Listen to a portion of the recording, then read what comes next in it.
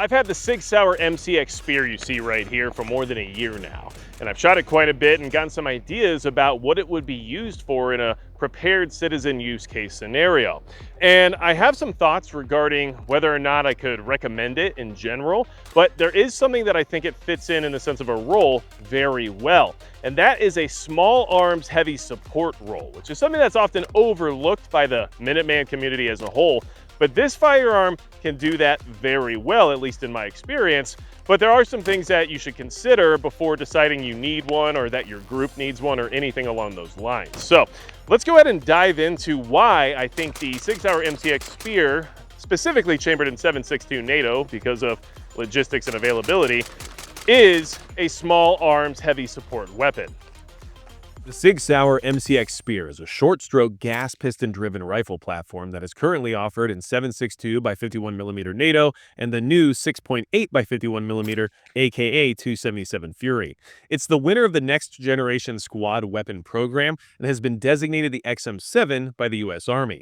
And the recent adoption of this weapon system by the U.S. Army has generated a lot of interest in the civilian market, myself included, due to it possibly replacing the M4 carbine series of rifles. Time will tell, although I find that to be unlikely. And as the AR-15, the civilian semi-automatic version of the M4 and M16 platforms, is the prepared citizen's rifle of choice, the idea of it getting replaced in the military has many questioning if it would become similarly as popular as the AR-15 in the future. And that's why I picked one up, which has allowed me to get some trigger time in with this new system in order to develop an experienced opinion rather than relying on internet hearsay. And I chose the 7.62 NATO model as ammunition's more affordable, easier to acquire, and still plenty capable at intermediate and longer ranges. It has a 13-inch barrel rather than the 16-inch because the XM7, chosen by the U.S. Army, also has a 13-inch barrel chambered in 6.8 by 51mm. And I wanted to develop my opinions based on the same ergonomics and form factor that the military is using.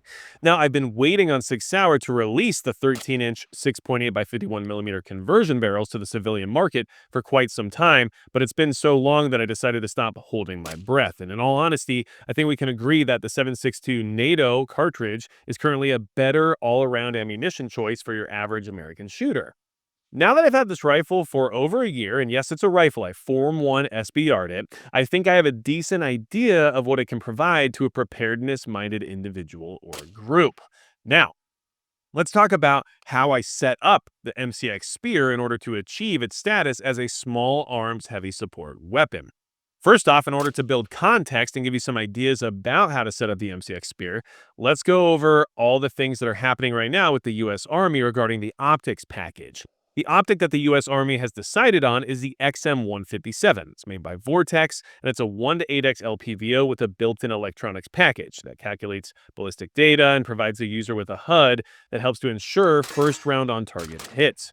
Now, with that in mind, I did start off by using a 1 to 8x LPVO, but it didn't have the technology package of the XM157. And although it worked relatively well for the purposes that I wanted to use it for, it was lacking in the technology, which meant it was actually holding the rifle back from what it was capable of because of being chambered in 7.62 NATO. And it wasn't able to reach out to the distances that the cartridge was capable of, so I decided that something needed to change. Now, the MCX-SPEAR is already very heavy for a modern fighting rifle because it comes in at 8.9 pounds unloaded. So weight is something that has to be considered. And of course, looking for a higher magnification optic that's still weight conscious can be quite difficult. But that's where the Leupold Mark V HD comes in. The Leupold Mark V HD with a 3.6 to 18x magnification range and the Horus Tremor 3 reticle for my windy environment, which even has a 35mm tube, only weighs 26 ounces. So for that capability, it's relatively lightweight. So let's talk about all of the attachments, all of the equipment, and everything else that I selected for this particular rifle to give you some ideas about how I set it up for that purpose of being a small arms heavy support weapon. And then we'll talk about why I came to that conclusion in the first place. I apologize for the dry hurricane conditions we have here in North Dakota, but this is every day of my frickin' life, so Here we are. Now, this is the small arms heavy support setup of the MCX-SPEAR chambered in 7.62 NATO, or at least how I envisioned it should be. And I wanted to share with you all the accessories and everything else attached to it to give you some ideas about what you might be looking for in case you want to do a similar build. And I'll have a list down in the description as well as in the pinned comment. There will be a link to my website where all these items will be listed with affiliate links and everything else, so that way you can easily identify them, just in case I don't get all the details quite correct. Now, we'll start with the stock. This is the MOE PR stock by Magpul. Now, this is their affordable precision rifle stock, and the ergonomics are very good, and I actually like the stock a lot because it's, well, like I said, first off, affordable, but second off, it works very well in the role that I currently have it in conjunction with a high-powered rifle scope. And it also has the right design in order to be used with sandbags or any other stabilizers you want to use on the back end of the stock for precision shooting. So I like it for that reason. Now, I got this before the DT version came out, which is the dual tension. So in order to take the slop out of the stock, I just put some hook and loop on the inside of the tube, and now it has no issue at all. So good stock, no complaints there, and because of adding that hook and loop, I don't feel the need to get the dual tension version, although it does have a QD sling socket built into it, unlike this one, which does not, but I don't use the stock for the sling on this setup anyway, so I wasn't concerned about that. Now, this part of the stock, or the buffer tube adapter, didn't come with this setup because I originally got it as a pistol. So I bought this separately from Sig Sauer, and it's way too expensive for what it is, but it is a folding stock adapter. So as you can see, it folds, and it actually has a lot of good tension. It'll stay folded very well without needing any type of mechanism or something like that.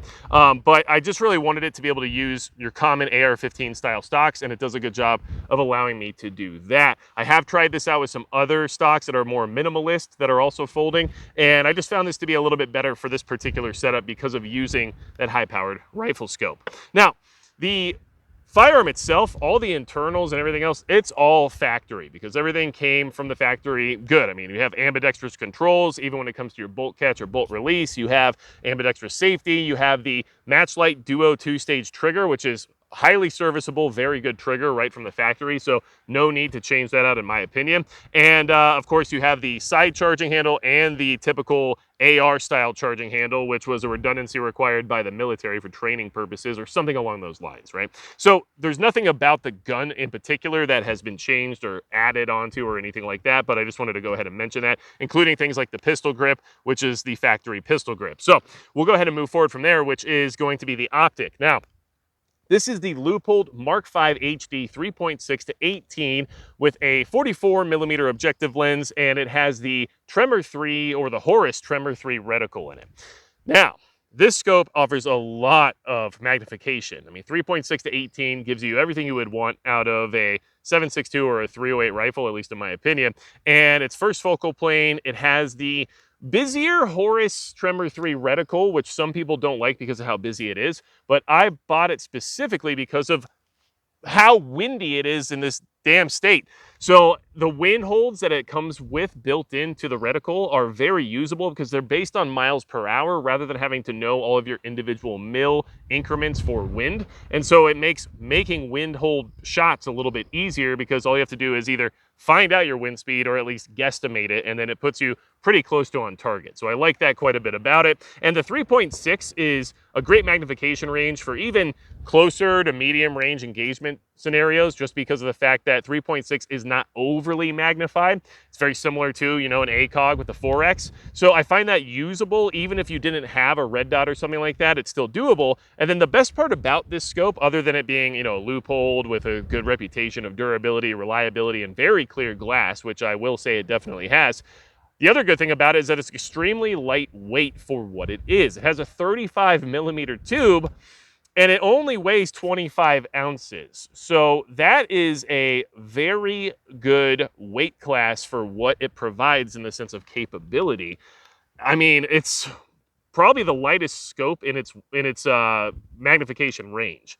And because of that, mixed with the durability factor and the fact that it has a 35mm tube, it felt like the right choice for a durable, reliable optic that's high quality, that's going to provide me with what I want this firearm to be able to do. So Leupold Mark V HD, of course, is the FDE model because it looks cool on the gun and I like it.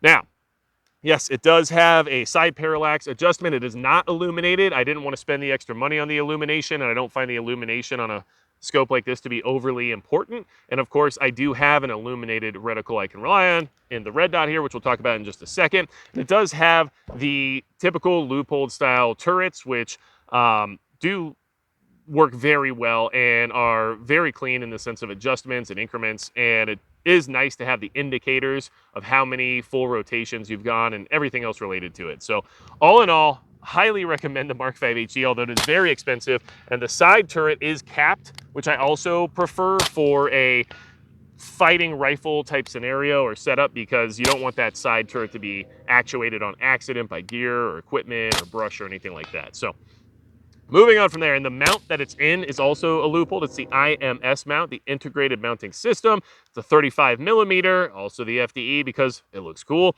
And it's specifically built for this scope, basically, because there's not a lot of 35 millimeter scope mounts out there. So I got it because it's designed, purpose built for this optic, which to me is always going to give you a little bit more of enhanced reliability or durability or fitment, right? And then the optic we have on top here is the Aimpoint Acro P2. Now, the P2, well-known optic. It's generally considered a pistol dot, but of course, as a micro optic, it does work well in an offset position, which just is a 12 o'clock offset or a piggyback mount. And for that, it's very nice to be able to use the red dot to get on target faster and then transition to the scope, so that way you're not searching. It also makes up close shooting a little bit faster and easier in the sense of just having to get behind the red dot and being more threat focused. Of course, it also allows for passive night vision aiming. So I like that quite a bit, especially because on this particular setup, I do not have any laser aiming modules or anything along those lines, because that's just not the intended purpose of the build, but I still want the option to use it at night in case that use case ever arose. And I do have that option thanks to the Acro P2, which is a 3.5 MOA dot. And it's a solid dot. I haven't had any issues with mine. Some people have reported some problems from the field, including moisture intrusion and things of that nature, but I haven't had that problem. I've ran this dot on a Glock for a very long time, as well as now here in the piggyback mount you see, and no problems at all. And I do prefer having an enclosed optic on a rifle like this, because with snow and debris and dust and everything else, it definitely helps keep all of that out of the emitter and allows the optic to be used properly in more adverse conditions. And I shoot out here in North Dakota in blizzard conditions and snow and all kinds of stuff. So I have noticed a big difference in being able to use that. Now, the scope caps came with the scope. They work very well. This one is cracked because I dropped the gun and it took a pretty big hit right here on the diopter. And of course the scope was perfectly fine and didn't have any issues at all, but the scope cap itself did crack a little bit. And Leupold is sending me new ones for free because they're very cool like that. So I do appreciate that from Leupold. Now, optic setup is covered. Oh, and in case you're curious, the way I mounted this Acro to the top of this mount is a company named Coing actually makes specific mounts for offset red dots using more popular optics mounting systems. So they make them for like Night Force mounts, they make them for Leupold mounts, I think they make them for Badger Ordnance as well. And they have all kinds of different setups for RMR or Acro or any other footprint you're looking for. And so this was specifically built for the IMS 35 millimeter mount. And then it also they also have a riser available, which I needed to use for this particular mount in order to clear the very tall turret you see right here. So coang.co, I believe, is their website. I'll try to write that in here in case I mess that up. But regardless, I think it's a really good product and I have zero complaints. It does exactly what it was designed to do and has worked very well. So that's how I was able to mount this optic up there in conjunction with the top ring mount from Leupold for their IMS system, or possibly their Mark IV ring mount. See, this is all coming off the cuff. We'll figure it out together in the editing process, I promise. But you get that to mount a Leupold Delta Point Pro, and then Coang has all the other accessories to morph it into a properly rised Acro mount. So, could I confuse you any further with that one? Because I'm confused now, but oh well, who cares? Moving on, we have a Blue Force gear. This is the Blue Force Gear Vickers Combat Sling, and this is actually the padded version, the Vickers Combat Application Sling. Sorry, I didn't want to mess that up. But Blue Force Gear, I don't really have to explain a lot about it. The slings are very high quality, very good. I have No real complaints about it. And because of the weight of this system, I needed the padded sling to make sure it was somewhat comfortable while carrying around, and it helps a lot with the additional weight and the level of comfort. So the Blue Force gear, Vickers application or Vickers combat application sling, padded is like the perfect choice for this. And of course, this firearm has QD sling swivel sockets here on the rear of the receiver, as well as over here in the middle of the handguard. And so those are what I use on opposite sides of the gun in order to attach the sling with QD sling swivels, which the Blue Force gear sling came with the way I ordered it. So, magazine. This is the Magpul D50. Now, generally, I don't like drum mags, and I think that they have a limited use case, and often they're also not very reliable. But Magpul D50s have proven themselves to be reliable, at least in my experience, as well as the D60s are probably the two best drum magazines you can get for AR pattern rifles, either AR-10 or AR-15. Right, or anything that takes those types of magazines like the MCX-SPEAR. And I have done full mag dumps with this D50 and haven't had a single hiccup. So I think it's of good quality, and for the concept behind this particular setup of it being a small arms heavy support build where you would want suppressive fire and heavy fire and the ability to light up a vehicle or something like that, you know, this definitely gives you a lot more capability than a standard 20 round magazine, which is usually what you'd be using in this gun, right? So this is a 20 round Magpul, and then that's your D50. So I have 30 additional rounds on board. And so the idea here would be if I was in a defensive position or some kind of you know, stationary or static position, then having the large drum mag attached to the firearm isn't that big of a deal. And then of course, if you need to dump it, you just ditch it. You don't worry about throwing it into a pouch or, you know, grabbing it and keeping it for later or something like that. If you've emptied that thing because things are bad and then you have to move from your position and reload or whatever, the drum mag is just gone at that point, in my opinion. So it's great for static positions. It's great for a defensive scenario, I assume. But I wouldn't want to use it for patrolling or for walking around or long hikes or anything like that because it adds a lot of weight to the system and it is bulky and very cumbersome. So, but for the idea of small arms heavy support, it works very well. And it kind of gets you into this, you know, I'm not using like a super safe trigger or anything along those lines. I'm not using any type of, you know, fast fire mechanisms or anything like that. Although it does have a very good trigger in the sense of semi-automatic, but it does have this kind of light machine gun-esque kind of feel to it in the sense of like how it's put together and how it works. And so the D50 just kind of feeds into that a little bit further, right? So, and man, with it suppressed, just unloading that entire drum mag, it's a very good time, I'll tell you that much. Moving on from the magazine, we'll go ahead and talk about weapon-mounted light. Now here we have the Surefire M640V, which is their vampire head, modernized, you know, next-gen weapon light, which means it comes with the M-LOK or the Picatinny rail that has the swivel on it that allows you to tuck the light into the handguard closer so that it's a little bit more optimized in the sense of ergonomics. And then of course I have the DSR-07, I believe, switch on it, which is the switch that has the cable for the pressure pad as well as the tail cap switch on it as a redundancy. So this light, it's the larger model, so it takes two CR123A batteries, and it has the capability of being white light, IR, or off. And I do like the off position because then you don't have to consider negligent discharges of light as often. And then of course, if you're in a scenario or an environment where you might need a light, you can always switch it to on and then just use, you know, better judgment or a light cap or something like that if you decide you need to do so. But regardless, having the pressure switch that also has the tail cap switch means that if this fails, which they often do, at least that's what I've been told. Mine personally have never failed, but I understand the failure points and the reasons for their fragility, so it makes sense to me. That tail cap switch that's in addition to the pressure pad just means if this does fail, I'm not out of luck and I can still reach up there if need be, activate the light, and use it for that purpose. So I like that a lot about it. Of course, the pressure pad is something I generally try to avoid, but on this particular build, with the way it's set up and the way the sling attaches to the handguard and just the weight and the balance of everything, it made more sense to put the light on the opposite side of the rifle. And because of it being heavy, I wanted an easier way to actuate the light without having to compromise my grip or my hold because of having to deal with this large amount of weight, right? So the pressure pad made sense. I just wanted to make sure I had that redundancy of the additional tail cap switch, which I do have, and having the IR light capability in the V version of the Surefire light is also very beneficial because I don't have that laser aiming module. So now I have IR light, which I can use for illumination under night vision, which means I can use it to, do umbrella lighting or just get additional, electrons out there in order for me to see a little bit better. Or I guess photons is a more appropriate word, but regardless, I'm not a scientist.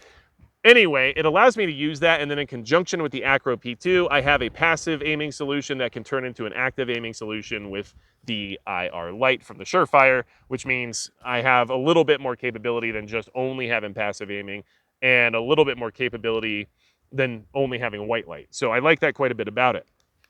Moving on from there, I did attach a short section of Picatinny rail to the bottom of the handguard to accommodate a bipod, because with this setup, when you have the optic, you have the D50 drum mag, and you have this very, heavy platform that wants stability because you have a lot of recoil and you also have a higher magnification optic. Well, a bipod just makes a lot of sense. And what's nice is that with that Picatinny section, I have the Harris bipod right here, which is a 9 to 13 inch. I believe it's the SPR, and the ADM, or the American Defense Manufacturing quick detach mount for M-Lock, which is what this bipod is. It's one of the M-Lock models, so it might be the SBR-M.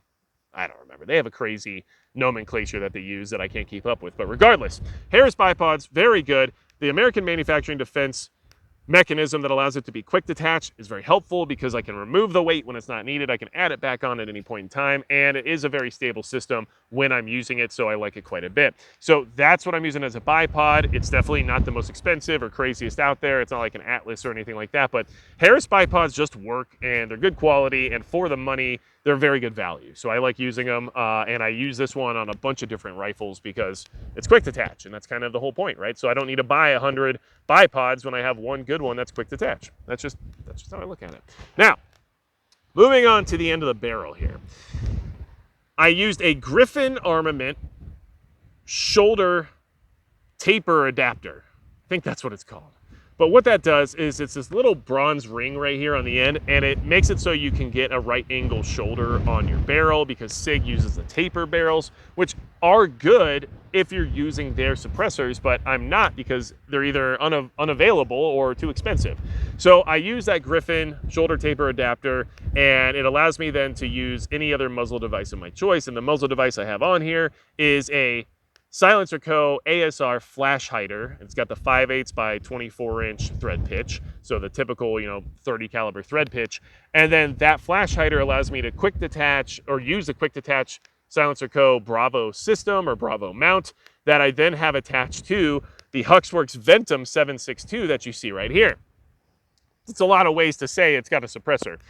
The can is a 30 caliber can that's flow through. And the reason I picked it up was because it's affordable, because it's sub $1,000, which is pretty good for a flow through design suppressor, especially from a company like Huxworks. But at the same time, it's because this is a 13-inch barreled rifle, a short barreled rifle, right?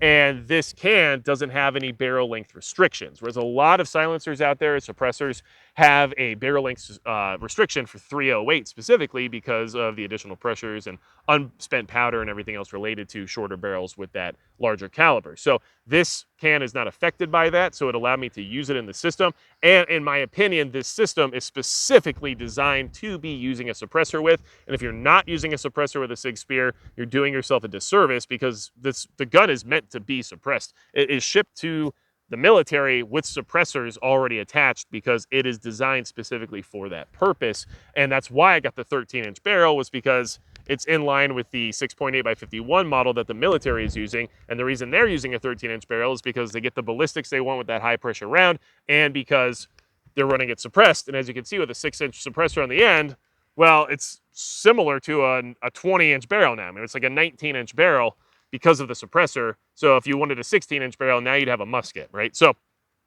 that's why I'm running that suppressor. It's not the best suppressor out there. It's very sparky because it's titanium, and it does okay with sound suppression and whatnot, but it is flow through, which I prefer, and it does work well with this system, and it does provide a very good recoil impulse, which I find to be very pleasant in all honesty. So very good for completing this entire setup. And that's the Sig Spear small arms heavy support build, if you want to call it that. Like I said, the internals are all factory. It's just the accessories, the furniture, and the optics and everything else that, were things I wanted to discuss. I mean, if you want to talk about this little Sling Keeper here, it's just a little bungee that I got from T-Rex Arms, and it does a good job of exactly what it's supposed to do, which is being a Sling Keeper. And I have zero complaints about any of the items that I have chosen for this build, especially with the concept that it was put together for in mind. And yeah, I'll have those lists down below in the description as well as in the pinned comment. And then let's just kind of talk a little bit more about use case, philosophy of use, or any other nut and fancy term you want to use, and just give you some ideas about my thoughts on this particular rifle for the average prepared citizen, because I definitely have some thoughts about that at this point in time. Now, the more I shoot the MCX-SPEAR, the more my understanding of the rifle and its practical role in a civilian defense capacity develops. And although I have achieved sub-MOA 5-shot groups with this gun, it's clearly not meant for long-range precision. And I do have a video where I actually tested the accuracy of this exact firearm, so I'll go ahead and link that up at the top of the screen as well as in the description and the pinned comments, so that way you can check that out for yourself as well in case you're curious. Now, this rifle is also set up for close-range engagements if need be, but it would never be my first choice if I knew for a fact that there was some kind of CQB scenario likely, because it has a lot of extra weight and decreased maneuverability. But that's okay, because the rifle can reach out accurately if it needs to, and it can deal with close-quarters combat situations where required. But where it really shines is in the small arms heavy support role. So what does that mean? Well, it refers to a weapon that is considered a small arm due to its portability and individual use, while providing significant firepower to support other team members. It can typically deliver sustained, heavy fire at longer ranges. This is usually reserved for light machine guns or automatic rifles with high-capacity magazines, or obviously belt feds. However, most civilians like myself don't have access to fully automatic firearms, so a semi-automatic like the MCX-SPEAR will have to do. Now, there's a few reasons why this particular gun and its current setup has brought me to this conclusion of it being a small arms heavy support weapon. One of those reasons is that it is capable of what might be referred to as accurate suppressive fire. This is a tactic that uses heavy continuous fire that forces an enemy to remain in a defensive position. And as I have said before, this gun is capable of sub-MOA accuracy, and most definitely what most would consider to be combat accuracy. With cheap IMI M80 ball ammo, it can still produce 2¼ inch groups, which is well within military standards of accuracy. And combine that with an extremely capable optics package, the accurate part of the accurate suppressive fire is definitely met. As for the suppressive part, the short stroke gas piston system on this rifle is much more ideal than a typical direct impingement system found on most AR-15 and AR-10 style rifles. It manages heat slightly better by keeping it away from the receiver and the internal components, and since gases are not being directly fed into the bolt carrier group, the shooter doesn't get gassed out as easily while shooting suppressed. And with less gas in the system, you get less fouling, which can keep things running more reliably for longer strings of fire. I've tested this myself, and although you still get gas in your face eventually, it takes a much higher round count to get to the point of irritation. Now, there are some features on the MCX-SPEAR that also lend themselves to this concept. For example, it comes standard with the Sig 2-stage matchlight duo trigger that makes fast, accurate shots easier to pull off. And the adjustable gas block has 2 settings, normal and suppressed. So if the system starts to get hot and dirty as expected, you can switch over to the normal to increase the amount of gas pressure, which in turn helps to ensure reliable cycling. And the overall weight of the gun, which is relatively heavy, actually lends itself to this concept quite well, absorbing the recoil amicably although you're spitting out 7.62mm projectiles at a high rate of fire. And this gun does come in at 8.9 pounds unloaded, so it is very heavy. Now, a bipod becomes extremely useful for this, so strapping the Harris bipod on makes a lot of sense, and of course the Magpul PMAG D50 adds a lot of firepower while being one of the only reliable drum magazines that I am aware of. So another benefit here is that 7.62 NATO in this particular role is much more capable than 5.56 NATO. It's more accurate and delivers more energy on target at range, and it can easily overcome cover or barriers in comparison while also being suitable for engaging vehicles. And since we are without those full auto capabilities that we talked about before, the 7.62 NATO cartridge helps make up for that rate of fire by meeting the significant firepower requirement of the small arms heavy support weapon role. So hopefully I made a good case for why the MCX Spear is good for fulfilling this particular role. But does that mean you should actually get one? Do I recommend you try to acquire an MCX Spear for you as an individual or for your group? Well, let's discuss that a little bit further. All right, now you have my theory as to what this weapon would be good for in the hands of a prepared citizen. And I've also told you about all the equipment and accessories I've selected to turn it into that small arms heavy support weapon. But the big question is, would I recommend it? And that's where the short answer is going to be no. Now, there are some good reasons as to why, and they don't have to do with the gun itself in the sense of quality or reliability, because the gun has been very good for me. Now, full disclosure, I've only shot about 1,000 rounds through this gun at this point in time, but for somebody like me with limited resources and the fact that I mostly shoot on my other platforms, that's a lot of investment in the sense of .308 ammunition costing at minimum 80 cents a round, if not all the way up to $1.25 and more. So 1,000 rounds, yeah, it's not a torture test, but it's enough for me to get a well-rounded opinion, which is why I can't recommend it. The first reason I can't recommend it is barrier to entry. This gun is $4,000, so it's just too expensive. That's all there is to it. If I didn't have outside entities like Midway USA supporting me at the time that I acquired this weapon, I wouldn't have it. It's just too much money for me to justify buying a singular rifle with.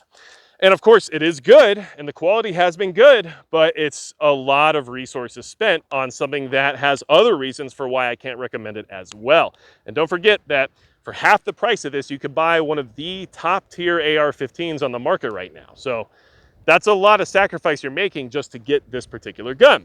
Now, the other reason that I can't recommend it is it's not logistically sound for preparedness purposes. Getting extra small parts is either impossible or way too expensive. And as someone who has a prepared mindset, you want to have backup parts. You want to be able to maintain your weapon into the future. You want to be able to keep things up and running and make repairs. And this gun, because of its proprietary nature, basically makes that impossible. You can order some small parts and stuff from Sig Sauer directly if you call them on the phone and tell them exactly what you're looking for, and they may or may not have it in stock, or may not be willing to sell it to you. But if you need a new bolt carrier, for example, or a new bolt, or whatever it may be, well, that full assembly, which is in conjunction with the recoil system, is going to run you, I don't know, because they're not available. But even for the original MCXs, those are still costing like $600. So just to get another bolt or bolt carrier or bolt assembly, you're talking about $600 more, right? Which is something that I suggest you do for your go-to fighting rifle is have additional bolts or bolt carrier groups on hand because, you know, it's a good idea, but I can't afford to get another one for this gun, and I can't even actually get the one that this gun uses because they're not available right now. The same can be said about the barrel. The barrel integrates the short stroke gas piston system right into the barrel. And so if anything goes wrong with the barrel or the piston system, you have to replace both of them together. And that is going to cost you anywhere between $1,200 or $1,300, right? And now the barrel is going to last a long time. It's cold hammer forged, it's good quality, it's accurate, but still, these are things we like to have on hand for preparedness purposes. And if this is my go-to rifle, I want to make sure I can keep it up and running even past the point where maybe companies like Sig Sauer don't offer support for this anymore, which happens quite often with them specifically, right? So that's another issue for why I can't recommend it. You can't get small parts, and if you can, they're too expensive. And even, for example, I've been waiting since I got this gun more than a year ago to get one of the 6.8 or the 277 Fury barrels for it because I want to try out that new cartridge, and they're still not available to this day. So it's just not feasible to be able to make this thing continually run into the future through maintenance and repairs via small parts when none of those things are available, okay? And you shouldn't have to call a company on the phone or request things for special purposes or anything like that if it's meant to be something that the prepared citizen can use in an emergency. I should be able to go on the website and just order all the backup parts I need for a gun like this if that's what it's designed for, right? So the other reason I can't recommend it Well, it's just too heavy. And that's all there is to it. I mean, most AR-10s are pretty heavy. This one is pretty heavy. Even with the 13-inch barrel, you get that big piston system up here at the front. You got to run it suppressed because it just wants to be ran suppressed, which, by the way, this gun is an excellent suppressor host. I'm not going to argue that. It's probably the best suppressor host 308 that you can get. But that suppressor, as well as the piston system and everything else, makes the front end very heavy, and the gun itself is very heavy. And in all honesty, for a prepared citizen, if you're out patrolling or having to go anywhere or walk around for any distance or length of time with your rifle, and you're not really sure if there's going to be a threat or not, this is a lot of weight to be lugging around just in case something pops up. And if something pops up, is this really what you need on you in order to deal with that threat? So the trade-off there just isn't really worth the squeeze. And it's just heavy, man. I don't know what to say. It doesn't matter if I strip this down and put a red dot on it, took the bipod off, the suppressor off, and all that stuff, it'd still be heavy. It's still heavier than the same exact setup would be in an AR-15 or even some other, AR-10 style designs. So the weight is the other issue that, like I'm 6'3", 210 pounds. I work out, I run, I try to stay healthy. It's still heavy, and that's all there is to it. So that's why I can't recommend the MCX-SPEAR to the average prepared citizen, even though it's been a good gun. Like, I haven't had problems with it. It does what it's supposed to do. It just has a lot of things working against it. And of course, I know there's a lot of, let's just call it concern about the manufacturer of this gun at this point in time as well, which would be another reason why some people might decide to stay away, just in case, things aren't necessarily as sound as you would assume they should be. So, listen, like I said, a very good, very capable gun. I think in a small arms heavy support role, if you sat this down on a rooftop because your cousins are Korean and you decided to stop a vehicle from entering your property or do whatever you had to do in order to, survive a Minecraft type scenario, obviously, then this gun would be really good at doing that. Like, I have zero doubts I would be able to stop that threat if needed. But in any other capacity, not so much. So, if you want to support the channel, get down in the description as well as in the pinned comment. I got links there for you that'll help support the channel while also giving you more information about this particular build. And if you have any questions for me at all, you can go to my website, magicprepper.com, where there's a contact form, or you can just leave them in the comments below. And honestly, I'd love to hear about your thought process regarding the MCX-SPEAR or even the 308 as a whole. If you're using 308, which I like, and I think 308 is an excellent round, and I've spent a lot of time with multiple 308 platforms in order to develop some of these opinions. I've worked with, quite a few other guns in the past, and I would like to hear how you get around some of the issues regarding, weight, cost, and everything else. So hopefully you got some good information out of this. If you did, make sure you hit the subscribe button down below. Share the video if you have others that are interested in firearm stuff like this. And besides that, that's going to be it for Magic Prepper.